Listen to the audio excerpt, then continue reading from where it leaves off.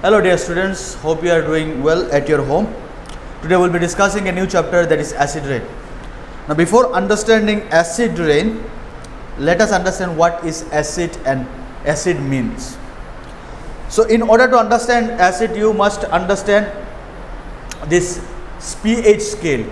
So a scale which is said as pH scale, pH stands for power of hydrogen, so which has a range from 0 to 14. So from 0 to 6, if anything, if the pH of anything ranges between 0 to 6, it is acidic. If 7, it is neutral. If 8 to 14, it is alkaline. So the less its value in pH scale, the more acidic it is. The more the value of something in pH scale, the more basic or alkaline it is. So this is a basic pH scale. From 0 is the most acidic, where 14 is the most alkaline. From 0 to 6, it is acidic. 0 is the most acidic and 6 is the least acidic, whereas 8 is the least alkaline and 14 is the most alkaline, and 7 is neutral. 7 is neutral. So natural rain. So when rain falls, so if you look at the pH level of natural rain, it ranges between 5.0 to 5.5, somewhat between 6 and 7. Sorry, between 5 and 6, somewhat between 5 and 6, which is slightly acidic, right? Which is slightly acidic. Whereas if we look at the pH of acid rain, it falls at 4, which is significantly acidic. Now let's dive into the chapter. Acid rain is a pollution that falls to the earth as rain that is more acidic than natural rain. Acid rain is nothing different than a natural rain, a normal rain, but the difference lies in its acidity, acidity of water, that is 4.0 in case of acid rain and 5.0 to 5.5 in case of natural rain. Scientists also include mist, hail, sleet and snow in terms of acid rain. Not only just the precipitation, just the rain that is acidic. Everything every form of water that falls from the sky can be acidic, be it snow, be it hail, be it sleet, or be it mist. Snow, you will know what is snow. Ice, hail, the hard liquid ice like structure that falls from the sky during thunderstorm. Sometimes this is hail, stone like, but it's solid rain. And mist, like fog. So when the water falls in droplets, tiny droplets, right? This is mist. So acid rain is serious problem all over the world. Now acid rain is a global problem. It's a serious global problem, and we cannot overlook this problem anymore, because it is creating a lot of creating a lot of damages to our life. Now what damages it does? It weakens and kills many microorganisms. See, microorganisms are very essential part of food chain. Microorganisms are very essential part of our biodiversity, right? So when an organism or when any living thing dies, microorganism play a very vital role in decaying that dead plant and animal, right, which again used by the plants from the soil. So acid rain does basically what? It kill all those microorganisms. See, everything in the universe, everything in our earth, every organism of our earth has a specific role to play. We know it or we don't know it, but everything has its own role to play. Similarly, microorganism has very important role. I think if you are aware that in science you have read that the rhizobium bacteria that fixes atmospheric nitrogen, right? There are bacteria that help in the growth of plant. So these bacteria are damaged. These useful bacteria are damaged by the acid rain.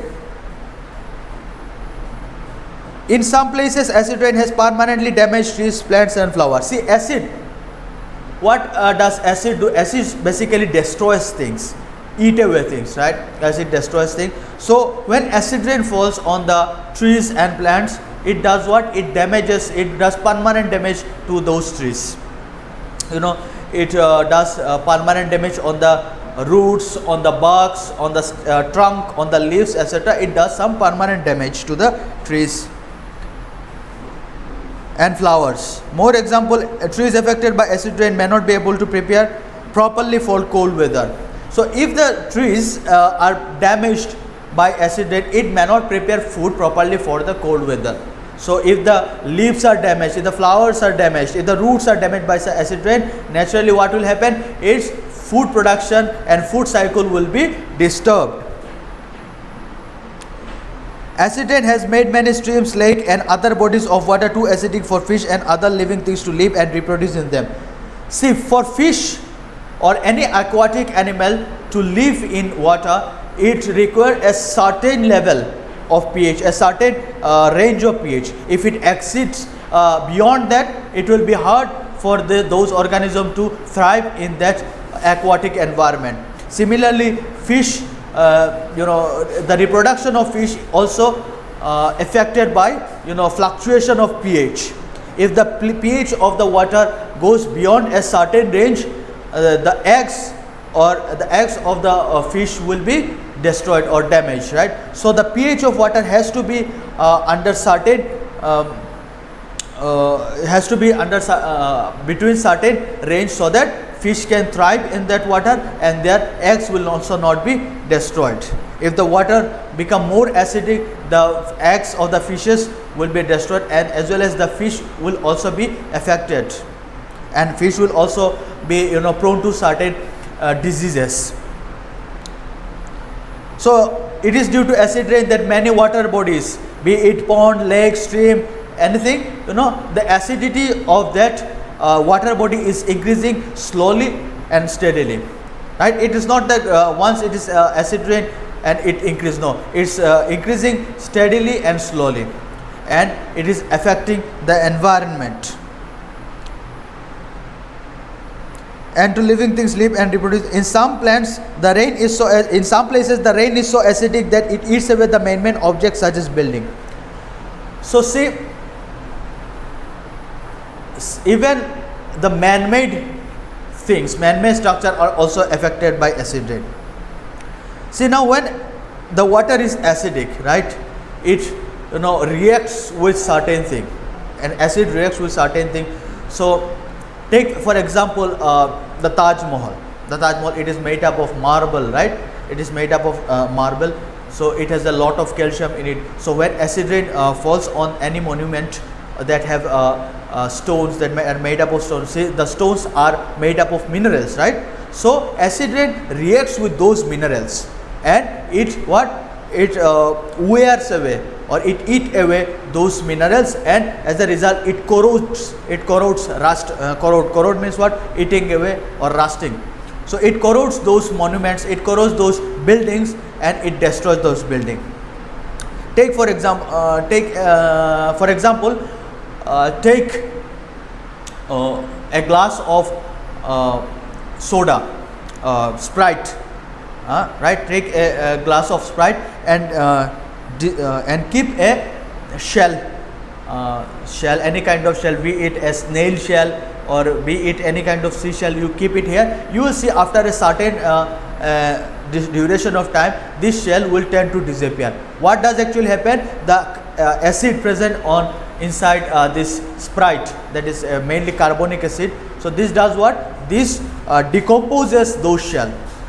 So similarly, if we look at the sea, the seas have a lot of corals in them. It have a lot of corals, and the corals are basically have calcium compounds in them, calcium carbonates and bicarbonates in them. So when the acidity of sea increases, it destroys the coral, and when the corals are destroyed, it affects the biodiversity, marine biodiversity of the sea.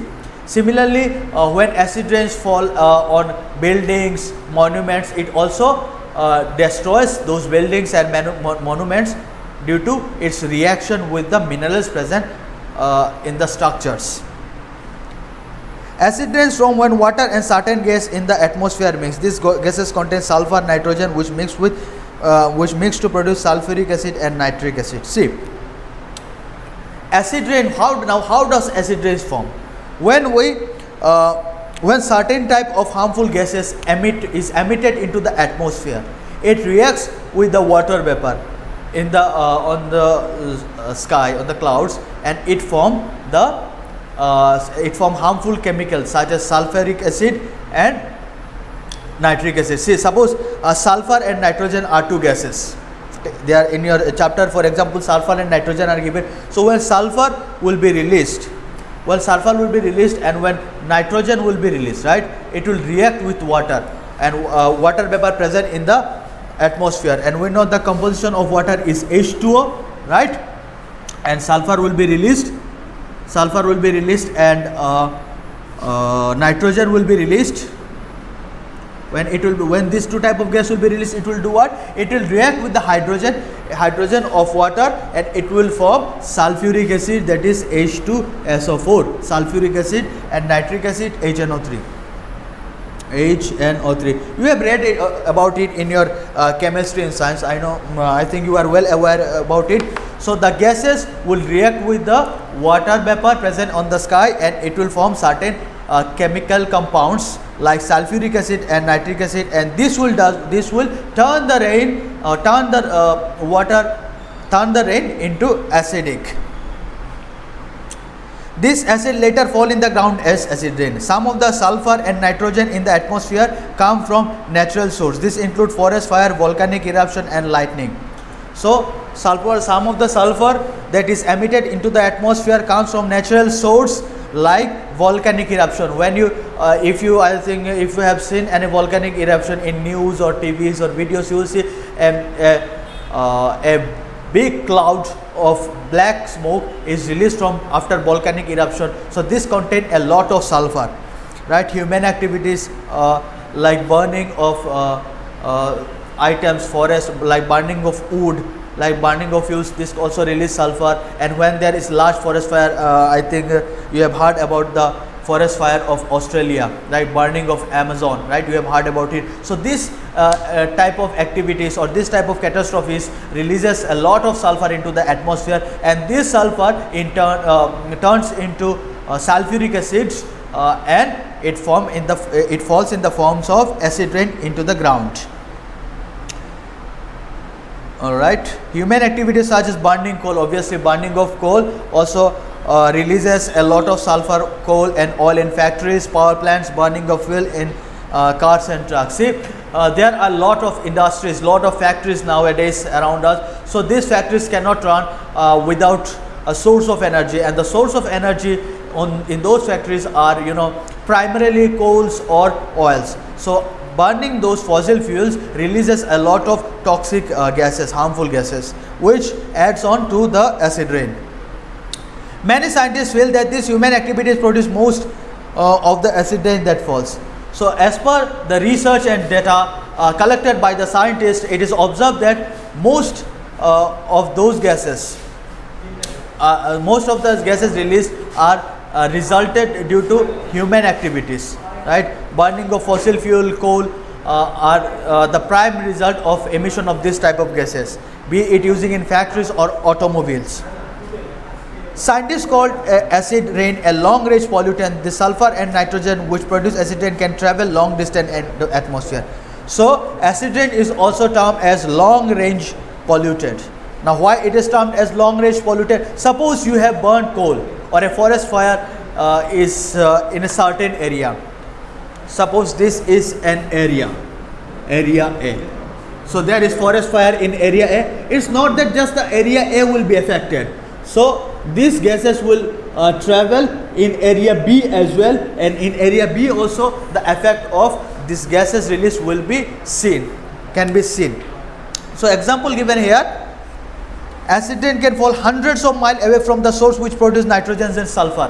See, acid rain can fall hundreds of miles from the area where nitrogen and sulfur were originated.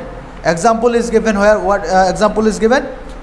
Thus the fish in a stream in Vermont or the trees in forest in Massachusetts can be harmed by acid rain caused by sulfur from smokestacks in Ohio and Pennsylvania. Now let me see, there are name of 4 states are given in your chapter. One is Vermont, Vermont, Vermont. One more is there, Massachusetts, MASSSS, CHUSETTS, SA, and Ohio and Pennsylvania. Ohio and Pennsylvania. PENNSYL.